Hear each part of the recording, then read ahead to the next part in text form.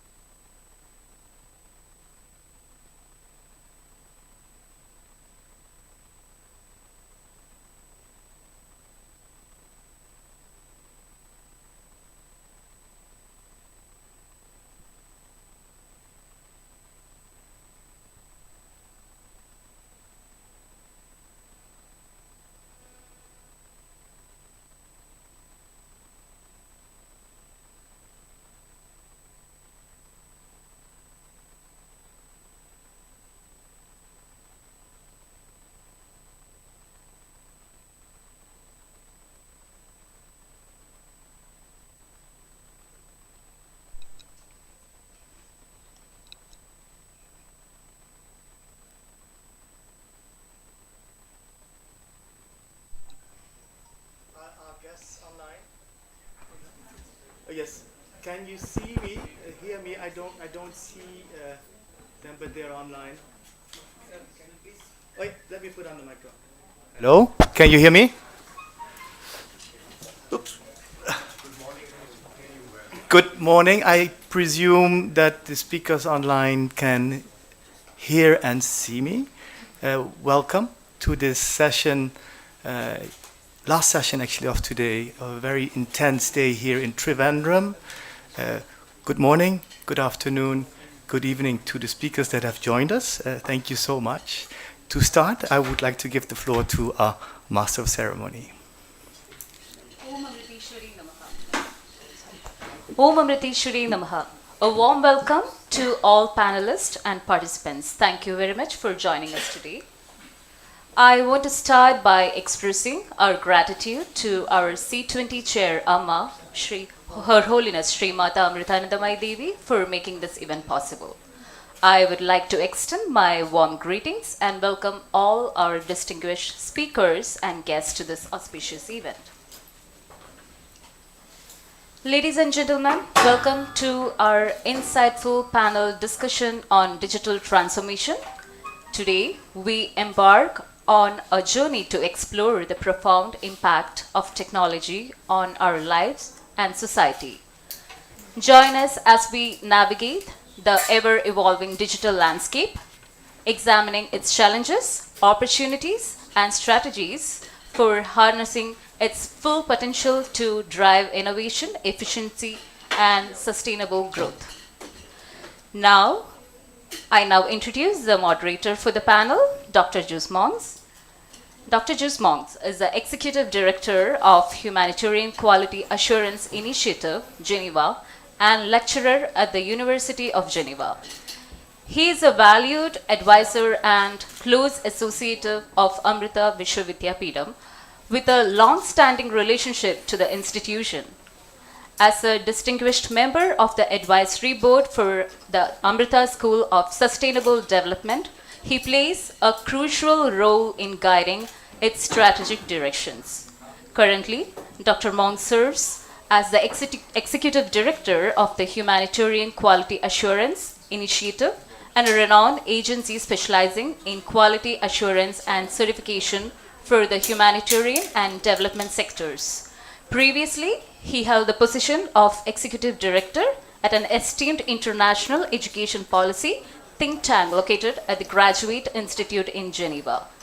Throughout his career, Dr. Mongs has demonstrated extensive expertise as a management consultant, strategist, and auditor, working with various international development and humanitarian organizations, NGOs. Over to you, sir. Thank you so much. Yeah. Thank you for your kind introduction. And sorry, speakers online, all our distinguished panelists, for the slight delay. It's actually not too bad after such a long day. We have 30 minutes delay, which is not outrageous. With your permission, we are planned to continue till 6:30. With your permission, I will extend this with 15 minutes if the audience agrees. But please, panelists online, different parts of the world, feel free to leave once the session is formally finished. That being said, I'm very pleased to welcome you all again and to start off this discussion, which will be a multidisciplinary discussion around digital transformation, and in particular the element of inclusiveness and accessibility. I would like to very briefly introduce each of the speakers, and I'll be short here. First of all, I would like to welcome Anirban Sarma. Thank you so much for joining us here today, representing the T20, the Think 20 task force, another engagement group of the G20, where he is the chair of the task force on our common digital future and a senior fellow at the Observer Research Foundation. I'll keep it very short with your permission so that we have more time for discussion. Next, I would like to warmly welcome Professor Manfred Spitzer, who is joining us online from Germany. Manfred Spitzer, medical doctor and PhD, is a distinguished author, medical director, and professor at the University of Ulm in Germany. As the head of the psychiatric hospital, he oversees its operations and leads groundbreaking research at the intersection of cognitive neuroscience and psychopathology. Welcome so much, and thank you again for joining us. Next, I would like to introduce Mrs. Marcelle Frossard. I assume I can pronounce this in French. Marcelle is a social policy advisor for the National Campaign for the Right to Education in Brazil. With a keen interest in the field of sociology of education, sociology of violence, sociology of youth, and public policy, she is an esteemed researcher associated with the Laboratory of the Analysis of Violence, the Institute for Research, Prevention and Studies on Suicide, and the Group for Studies and Research in Sociology of Education. Thank you so much again for joining. We look forward to hearing more from you. Next, I would like to introduce Mrs. Andressa Palanda. Andressa is the General Coordinator of the National Campaign for the Right to Education and a member of the Activists for Education Network of the Malala Fund. She's presently a doctoral candidate in the international relations. Thank you so much, Andressa, for joining us here today. Next, I would like to warmly welcome Mr. Fernando Botello, all the way from New York also, who is also joining us online. Fernando is a renowned program specialist on the disability team at the UNICEF in New York, and an Ashoka Fellow. He leads the P123 initiative, offering high-performance software, training and technical support at competitive prices for organizations assisting the visually impaired in particular. Thank you so much, Fernando, for joining. Look forward to hearing more from you. Then, very pleased to also welcome Dr. Ambassador Amandeep Singh Gill. Amandeep, who has joined our work earlier in this process, is a distinguished engineer and a leading figure in global collaboration regarding artificial intelligence governance. He serves presently as the United Nations Secretary General Envoy on Technology and drives the Global Digital Compact work. Thank you so much for joining, Amandeep from New York. We look forward to hearing more from you. Then I'd like to introduce, and I think that's my last person on the list, Mrs. Amira Suleiman. Amira is the founder of Compassion Project SF and the visionary behind its mission to create worldwide transformation and healing on an individual level. Thank you so much. This is a very rich, panel, multidisciplinary, bringing in different perspectives from different disciplines, from different parts of the world.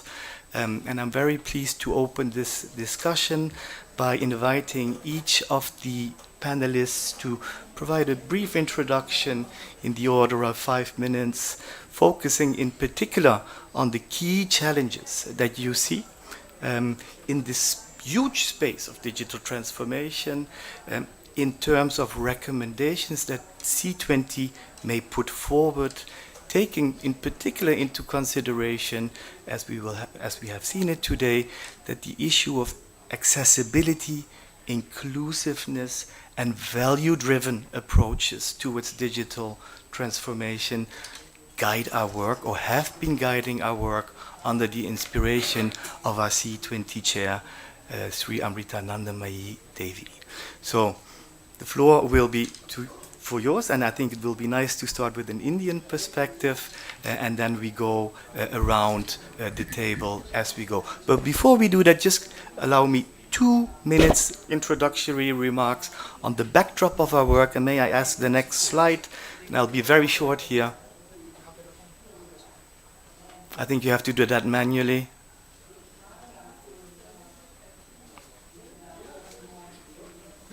Yeah, you have to do it manually, please.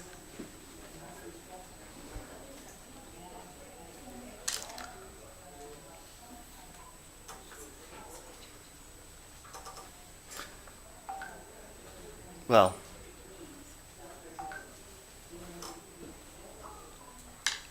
anyhow, okay, here we go. But just very briefly, the objective of C20, and just as a reminder so that everybody's on the same page, in the end what we try to achieve is to come up with a number of recommendations, actionable recommendations, of a slightly different nature, I hope, in order to inform G20, with the hope, obviously, that some of these recommendations will be taken up in the final declaration of the G20 leaders. So that is what we're working towards. Next slide, please. Next slide, please. I won't talk much about this one. I'll leave it actually to the speakers to consider what they would like to address, in particular in terms of recommendations they have, challenges that they see, but also the opportunities that we have as C20 India to inform and influence the process at the G20 level. Next slide, please. Gentlemen. Yes, please, next. This we've done. Next one. Not to repeat actually what is written here, but it is important, one up please, to also say that we look for continuity in terms of C20 work and G20 Bali.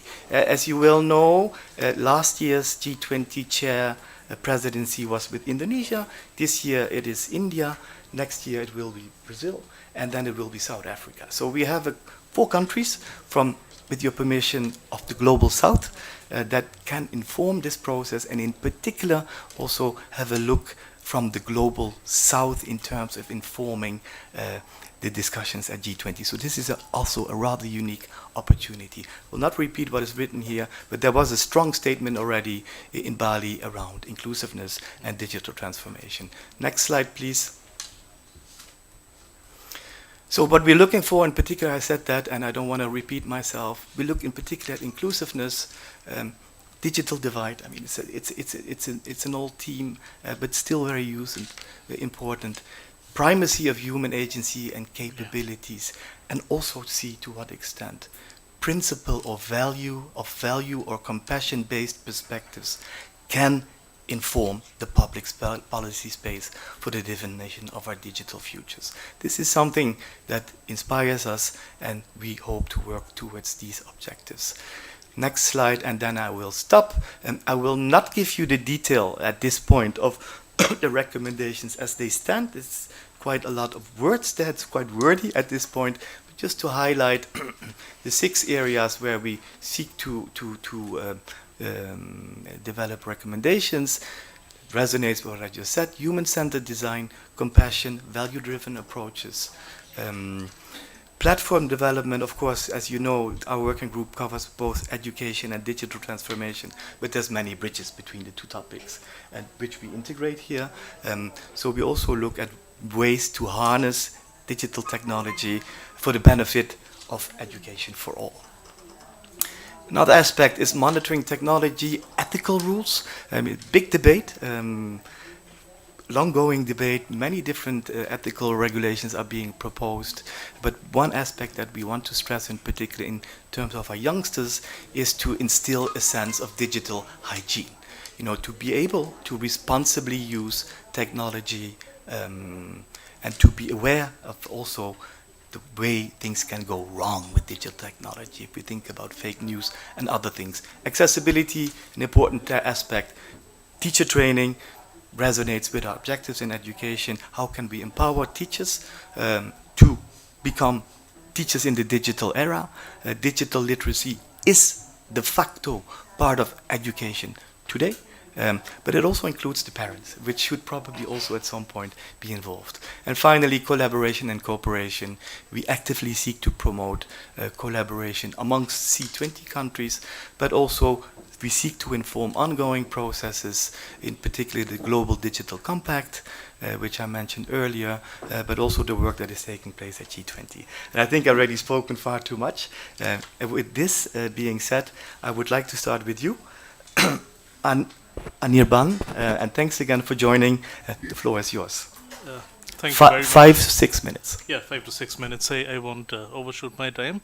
So a very good evening to you, Dr. Monks, colleagues present online, and of course colleagues present in this room with us as well. I'm somewhat new to the deliberations of this working group on education and digital transformation, but it's a pleasure to be here nonetheless and come in even at this somewhat belated stage. I'd like to speak very briefly about the rise of EdTech in India. So this is really a country perspective. I'm not talking so much about the G20 as a whole. So yes, the rise of EdTech in India, the promise it holds, and also some of the perils and pitfalls we need to be mindful of as we move ahead into the 21st century. So, you know, the adoption of EdTech and educational technologies and tech-enhanced learning has been on the rise since before the pandemic. But of course, the pandemic provided a major inflection point which triggered a cascade effect of digital transformations, and the momentum of that is still with us today, right? That is something we all know. Um, the scope and scale of this digital transformation in India is quite unprecedented in the education space, and it looks, there is every indication that this is going to stay with us over the next decade or so. Uh, just to give you a couple of figures, you know, the edtech industry in 2020, when the pandemic began, was worth about 750 million US dollars. But in 2025, we do expect that it's going to be close to $10.5 billion, according to a Forbes report. So that is an indication of how fast this sector as a whole is growing. And, you know, there are certain obvious advantages edtech offers. There are staples of edtech which have made it so popular. There are future possibilities it affords as well. Of course, teaching stands to become more transparent and targeted. The learning experience could also be enhanced, you know, with the learning becoming a more immersive and experiential experience, really. Self-paced learning, of course, has been a strong possibility from the very beginning, and you know, learning is becoming more focused and incremental as well. You have the hybrid approach which online learning and edtech has popularized. So this combines the conventional, you know, it combines the convenience and flexibility of online learning with some of the very traditional and essential supports and structures that classroom teaching offers. And of course, you have online community-based learning as well, which allows groups of students and learners to come together under the moderation of a tutor or mentor and learn better. This tends to improve learning outcomes. So more broadly, the content provided through edtech is thought to be more engaging, generally speaking, than traditional classroom or textbook-based content. Now, you know, in India, in the early stages of the pandemic, India also released its National Education Policy 2020, which has been quite a remarkably forward-looking and progressive document, and this has contributed to the transformation of the edtech space as well. This, in fact, has enabled much of the work of the edtech companies over the last couple of years, and the government as well. So, the NEP 2020 looks at different categories of education at different levels, but the one big cross-cutting theme is the integration of technology with education. So the NEP actually talks about the extensive use of technology in teaching and learning, removing language barriers, increasing access to education, and boosting education planning and management. And this actually touches upon most of the points related to inclusiveness and accessibility that we started out with during the introduction. The NEP has lots of recommendations and guidelines about how we can improve digital infrastructure for education, develop online teaching and learning platforms, new pedagogy standards, etc. And it also talks about how you know, certain skills need to be inculcated in students at a preschool or early childhood stage, because this then raises the level of innovation and skills in the country as a whole. And this is really important as we enter into the era of 5G. There is a whole new generation of skills that is now needed. All right, so education needs to be seen as a complement to the startup sector in the country, to the segment of innovation that India can bring to the world. This is important. But EdTech also brings certain risks with it, all right? I mean, it is a rather simplistic narrative. This idea of EdTech solutionism can be a little simplistic because it's never very easy to directly correlate tech innovation to learning outcomes. You know, I mean, it's not a very direct causal relation between the two. The teaching learning process is really a very complex one, and to reduce it to the idea of content production and building a performative learning experience, which EdTech as a whole tends to do, can sometimes be a little reductive. So that is something we need to be cognizant of as we move forward. AI and its applications is taking the world by storm. And when I say AI, I also broadly mean other emerging and disruptive technologies. But if learning is dictated by AI, there is a risk, because then we enter into a phase of machine behavioralism, and this could diminish the agency of learners and students. All right, so much as AI stands to change the education space, there are certain risks involved. It could actually be a little counterproductive in terms of inclusiveness and accessibility. Uh, the market-driven approach without responsible regulation may actually widen digital divides, and digital divides were also touched upon when we started this discussion, because edtech so far has tended to focus on a slightly more affluent segment of society, people who can actually afford these products and services.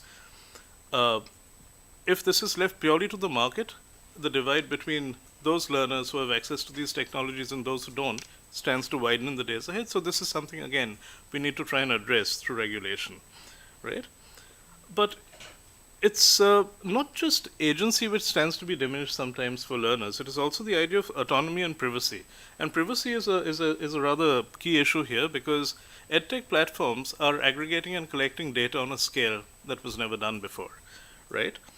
And most data protection laws, regimes, don't actually account for data collection by edtech firms. So this again is a kind of regulation that we need to keep in mind going forward. I mean, privacy of students is important.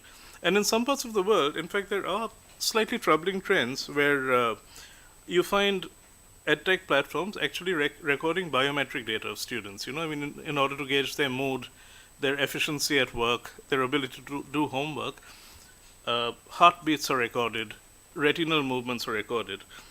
Now, this may improve learning outcomes in the short run if software is designed to track these movements, but then it could also point towards a larger culture of student surveillance, which is obviously not a good thing, right?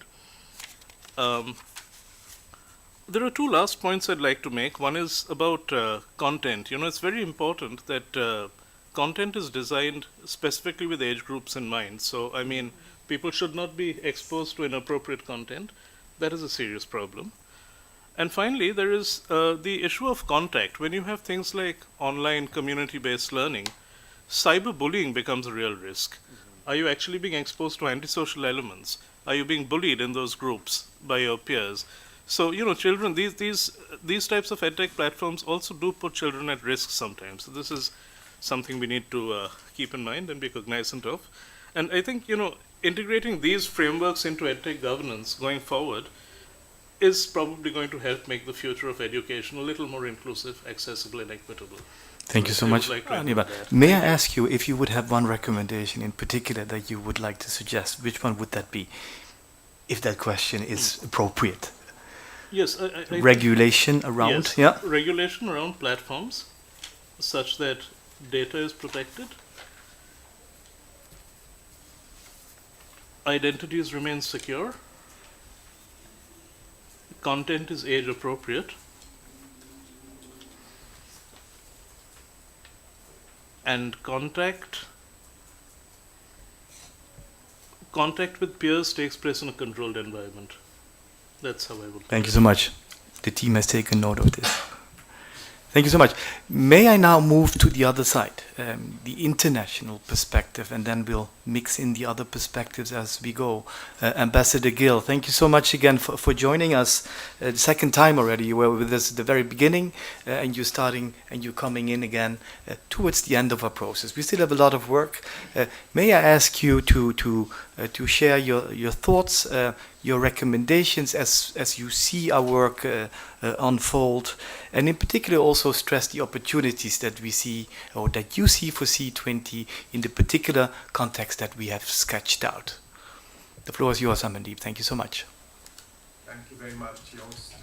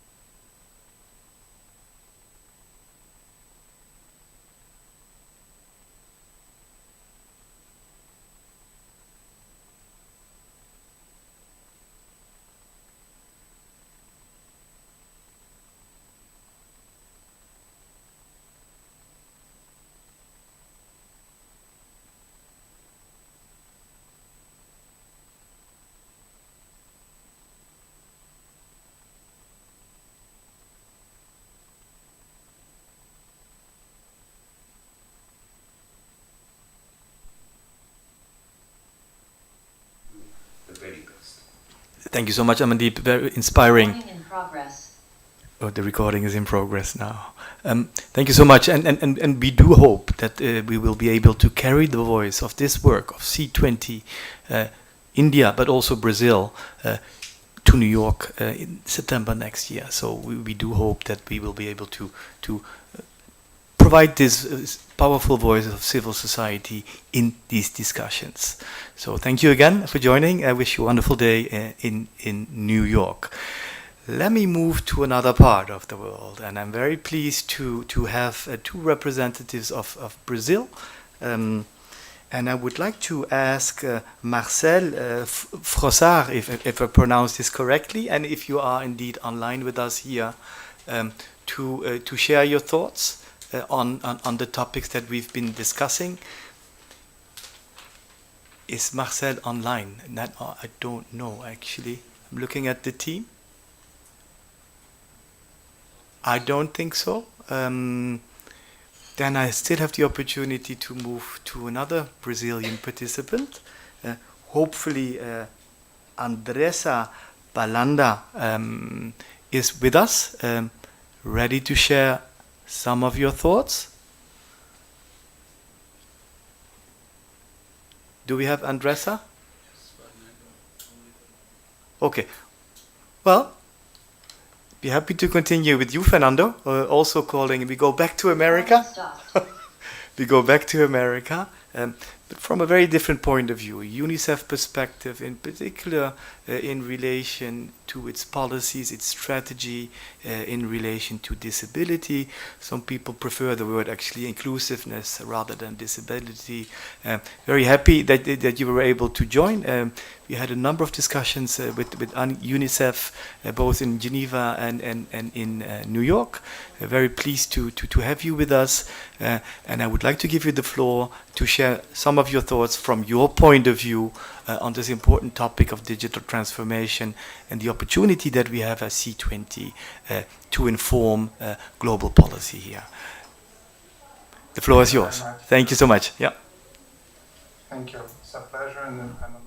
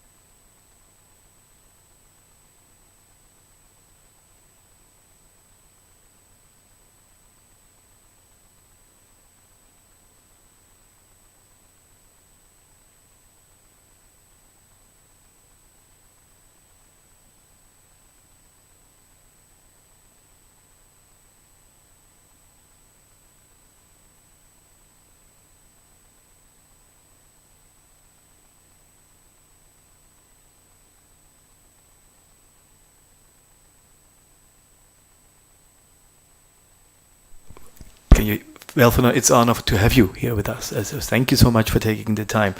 I would like to ask the same question that I asked before. I noted a number of issues: universal design, interoperationality. Would you give us a sentence of your key recommendation, if I may ask that question to you? Sure. Technology is only helpful to the extent that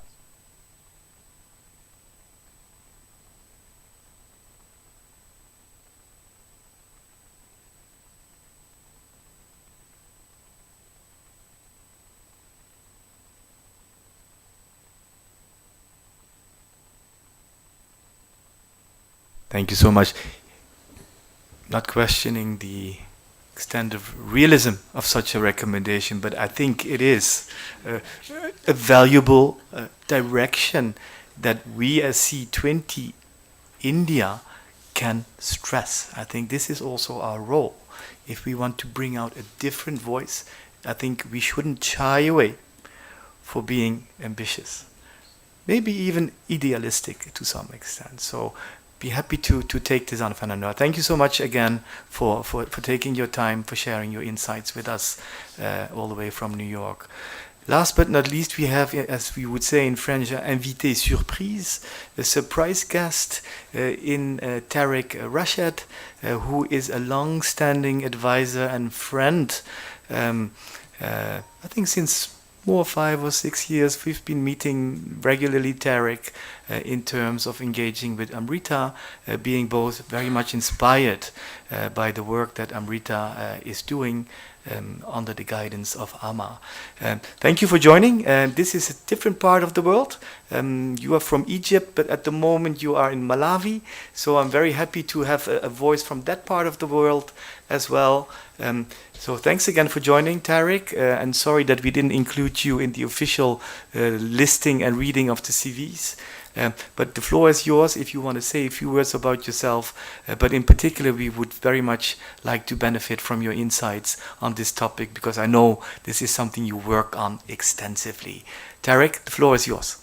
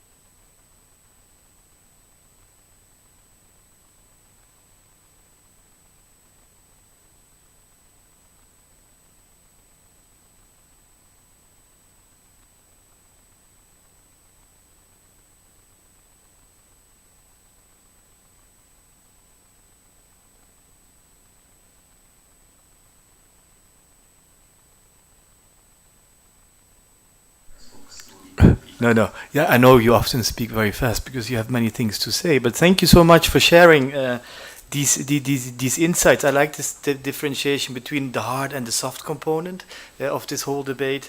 And then also very much appreciate your comments in terms of methodology. I mean, our recommendation should probably be smart, specific, measurable, acceptable. What is it? Realistic and time bound. So that message is important. You know, we tend to be wordy, and I said we have a very wordy version of our recommendations, but we do take note of this recommendation and say let's boil it down to the essential elements and make it clear. And evidence-based in the sense of what can we sort of provide as an example. This is also why we work with the udaharans, which we saw a few of earlier today. So thank you so much for this advice and for joining us here, Tarek. It was very useful. I think, you know, in terms of timing, and I don't want, if I look at the program, I think the cultural event is actually planned to start now or has started. We They are sending messages that there was some issues in group 2. Okay. So it's a streaming online again. So they are just sending the messages. Meaning that the cultural program is started? No, not started yet. Okay, will be slightly delayed. In that case, I would suggest we take 7 minutes. Any key remarks, comments from the audience, further suggestions? And I'm very pleased to see some of the participants we already had this morning, and we had a very lively discussion. So please, I'd be happy to open the floor for 1 or 2 questions, comments from the audience. Yes, sir, please. You know, this isn't like an additional recommendation of sorts.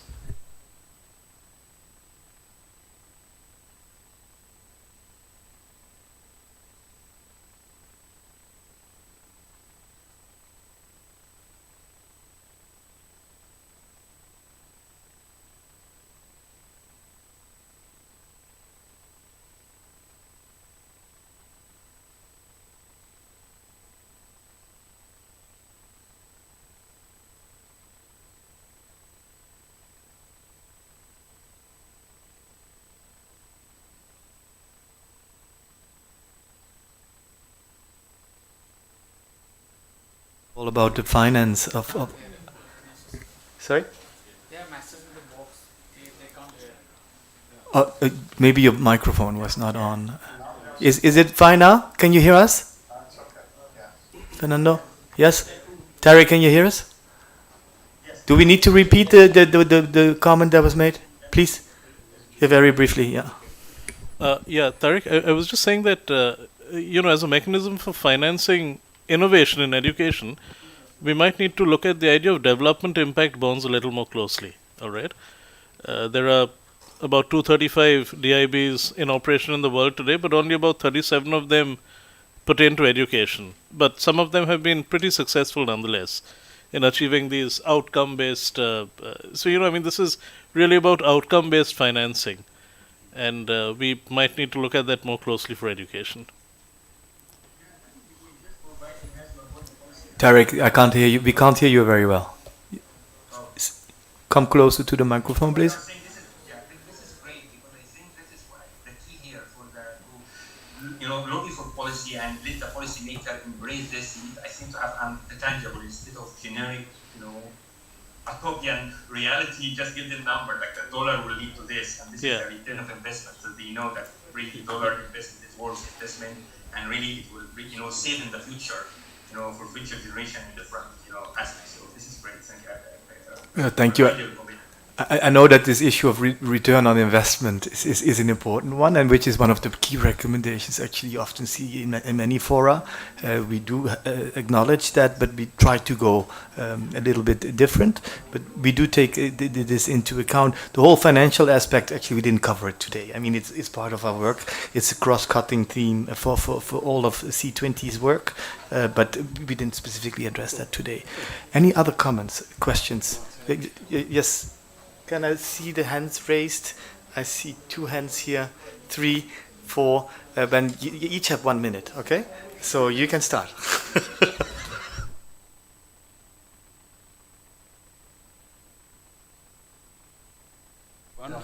My name is Lakshmi Sai Kumar, and I represented EdTech firm called Partamaring. So there are three ways of looking at it. First thing is a digital divide, which we have to reduce. And if you're looking at the developing countries, we have to. You can't hear me? Okay. So the divide of, literacy and illiteracy, that we have to manage. And the third is the connectivity. So the infrastructure, the funding for the, the mobile phones or the tabs, or, so I believe that these are all the things that, the funding for each is more important to bridge the gaps. So I believe that UN or UNICEF, they got to focus on this. And if the policy is driven towards infrastructure, education, both like literacy and illiteracy, and also urban, rural, and connectivity. If people come up with an actionable plan to sum up all this and where to invest what, I believe that this will be a huge solution going forward for the future.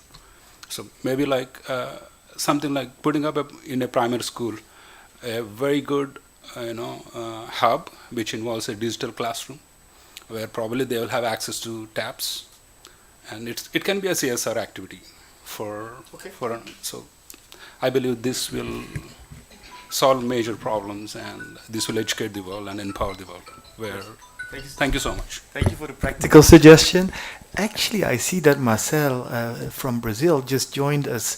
Maybe there was a mistake on the time zone. You're coming in a bit late, but I mean, I would like to seize this opportunity to give you at least the floor, with your permission, the other questioners, to address the audience. But I can only give you 2 minutes, so please be as short as you can be. Thank you so much.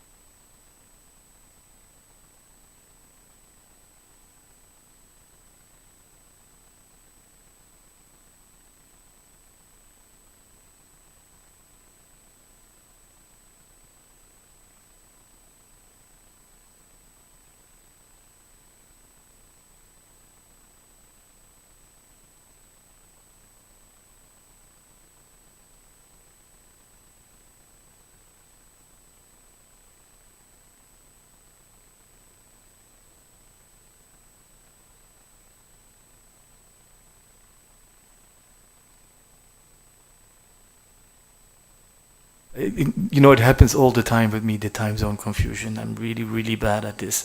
So I totally understand. Particularly since there's maybe 8.5 hours with Brazil. So it's pretty understandable. So that leaves me basically, but thanks for these words. We take note of them. That leaves actually 1 minute for a final intervention. And with your permission, I will follow the rule of ladies first. So the floor is yours, madam. Thank you. Yes, please. Wait. Take the microphone, please.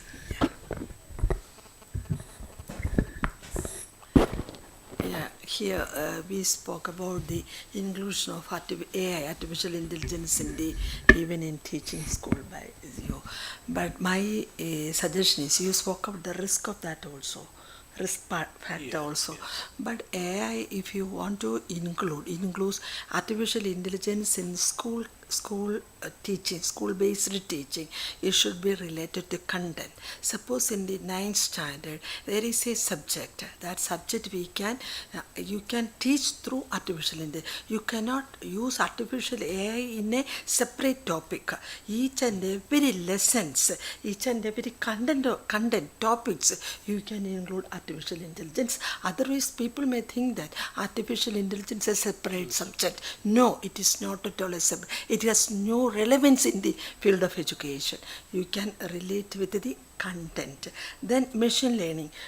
All these should be, because in a symbol, the first standard you can teach that, because boiling water, there is a science, there is a technology. Likewise, we include AI, machine learning, use technology in the classroom teaching. Then it will be wonderful.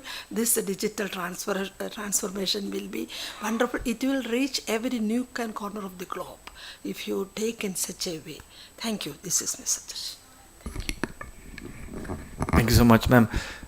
I would like to conclude, but before doing that, I would like to give a final opportunity to our panelists, particularly Fernando and Tarek, Dr. Tarek, if you would like to add one final sentence. But Fernando, the floor is yours first. Thank you very much.